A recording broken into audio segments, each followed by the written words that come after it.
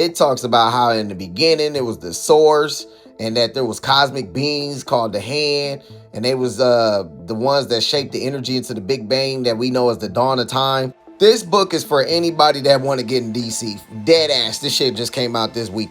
It starts off with Barry right now because he lost his power, so he retired, talking about the multiverse and how he was in the crisis and that he got to record shit still, right? Perpetua was one of them beings, and she entrusted the multiverse 3 realms, antimatter, matter, and dark matter, to her sons, the Monitor, the Anti-Monitor, and the War Forger. She remind me of Pokemon.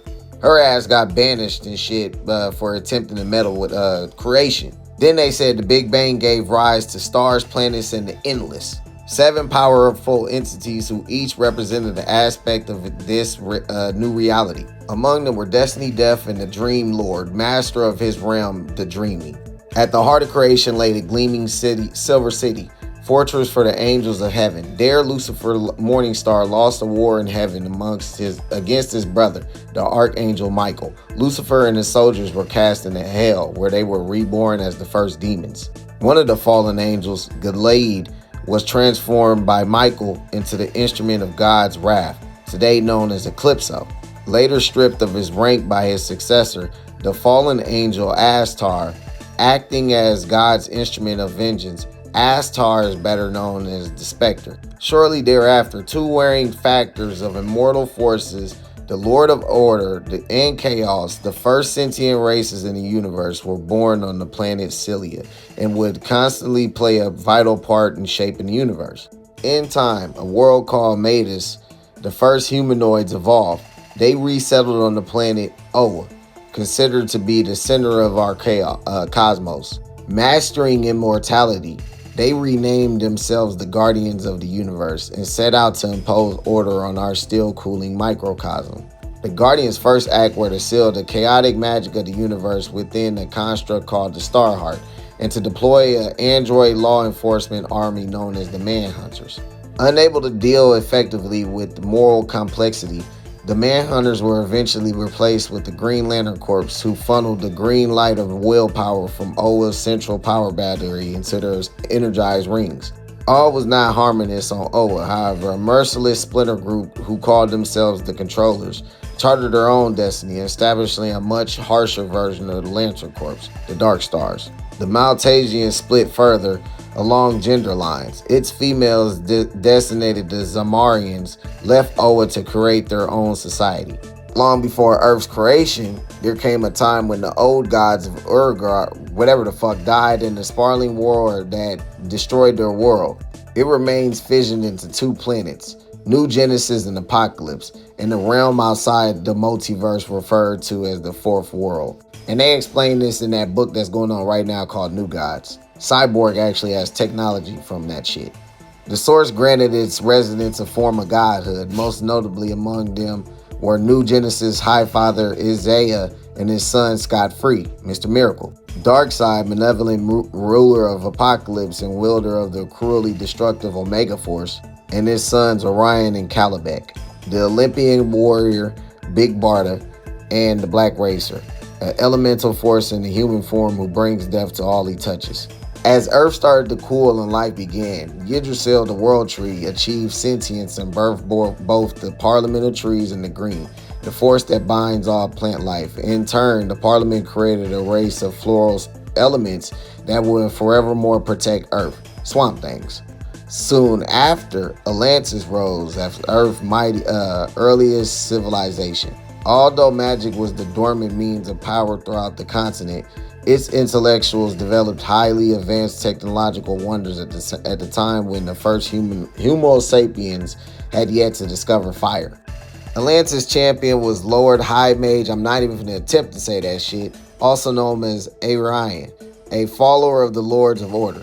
During his long reign, Orion would sacrifice much of his power to end the Ice Age and contain his dark twin and mortal enemy, Garn Darnoth.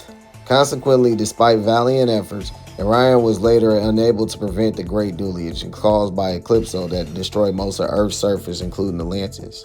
The survivors were able to perceive its sole remaining kingdoms, Perseidians and Tritons, as they sank to the ocean's floor. Now you learn more about this shit in the recent Namor book that just ended. But you end up getting two races. The Poseidons kept they two-legged forms, and the Tritons end up becoming like mermen and shit. Some of the Atlanteans went over to a next extra-dimensional realm called Scartaris. That's where this dude named Warlord is from, and the Sorcerer Supreme. They homeworld, city is called Shambhala. Foremost against humanity's primitives was young Anthro. He a hero too, you gotta look him up. An old school hero they stopped fucking writing. Who defended the Bear tribe from raids by marauding cavemen, including Vandal Savage and his Blood tribe. It was later who benefited when a radioactive meteor crashed down, imbuing several Cro-Magnons, including Savage and his siblings, and the Bear tribe leader, Klarn, with different forms of immortality. Savage, he was impervious to mortal harm, and he would exist perpetually through history, while Klarn would, upon dying, immediately reincarnate in a different body, making him the immortal man. Another dude killed his wife, and she ended up being, and the baby in her ended up being reborn in the Well of Souls. And by her parching goddesses who collected her the centuries, the spirits of other women unjustly slain by man reincarnated anew as they emerged from the well. These women called themselves the Amazons, and with Hippoteli as their queen, founded the society that eventually took root on the island of Themyscira. The Rocky Eternity, a dimensional portal through space-time, was built by powerful sorcerers known as the Circle of Eternity as their stronghold to contain the 7 deadly sins. Memoragon, the damn dude that gave Shazam his powers, is the deity of thunder, joined the circle under the honorific wizard.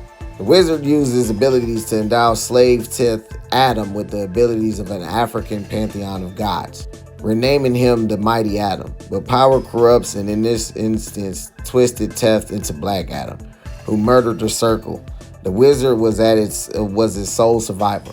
But then the start of modern civilization as we know it had already begun this summer. In the ancient Near East, with the help of a time traveler from our era, an agent of order named Nabu the Wise refashioned an extraterrestrial artifact into the scarab of Kar-Ephra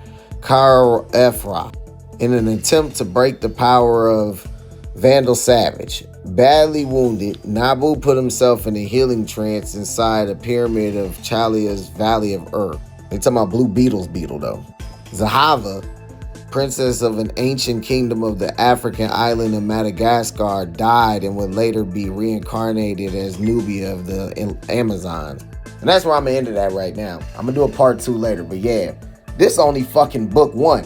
And they end this shit off with Superman fucking getting sent off onto Earth and shit. All this shit happened before then, which y'all know.